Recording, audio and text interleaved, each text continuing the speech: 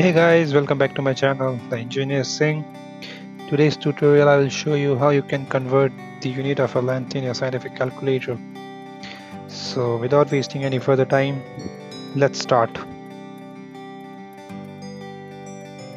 So the first thing you need to do is you need to get the conversion table.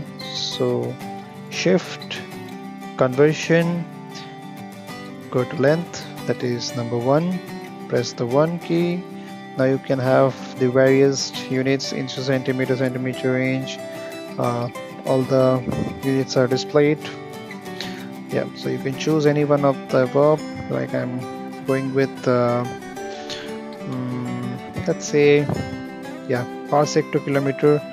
So input the value. So we can see 1 parsec is equal to what, 3.085 to the power 10 raised to 13. You can go with any of the conversion. Well, yeah, let me show you another example. Yards to meter. Just input the value. Yeah, your units gets converted into the other. Similarly, you can go with other conversions too. Here's example from miles to kilometers. So 1 miles is equal to 1.609 kilometers. Yeah, that's it guys.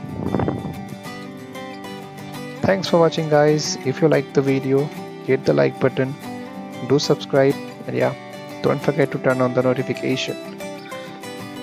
Thanks again for watching.